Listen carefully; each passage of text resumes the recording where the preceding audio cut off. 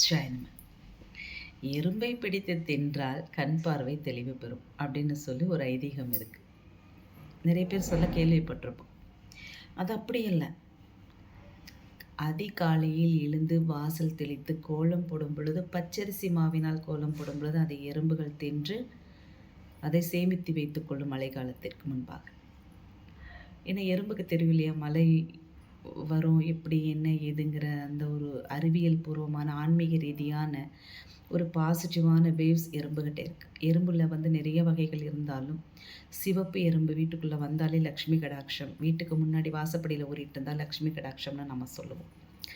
அதுபோல் நாம் பச்சரிசி மாவுனால் கோலம் போடும் பொழுது அதை எறும்புகள் தின்று அதை சேர்த்து வைக்கும் பொழுது அதனுடைய புண்ணியத்தின் பலனாக நமக்கு கண் பார்வையானது தெளிவு கிடைக்கும், தெளிவு பெறும் என்பது ஐதீகம்.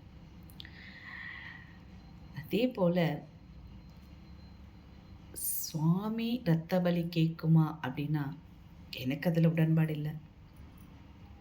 இரத்த பலி அப்படிங்கிறது, இரத்த அபிஷேகம், இரத்த பலி அப்படி சொல்கிறது எல்லாமே சுவாமிக்கு நாம் பால் அபிஷேகம் பண்ணுறதே வந்து அந்த இரத்தத்திலிருந்து தானே ஒரு பகுதி பால் பிரித்தெடுக்கப்படுகிறது.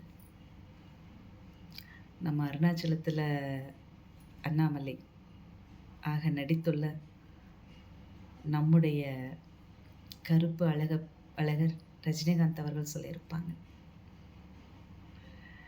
நமக்கு வாழ்நாள் முழுவதும் தாயாக இருந்து பாலை கொடுப்பது பசு. அந்த பசுவின் மடியிலிருந்து எடுத்து அந்த பாலை கறந்து சுவாமிக்கு அபிஷேகம் செய்வது, இதை மறைமுகமாக நம்ம முன்னோர்கள் நமக்கு உணர்த்தியிருக்கலாம் இல்லையா? அப்படி என்பது என்னுடைய எண்ணம். அதனால் எந்த தெய்வத்தை வணங்கும் பொழுதும் ஆத்மார்த்தமாக உங்களுடைய பிரார்த்தனையை வையுங்கள், மனதார சொல்லுங்கள், கண்டிப்பாக நிறைவேறும். ஸ்வயனம்.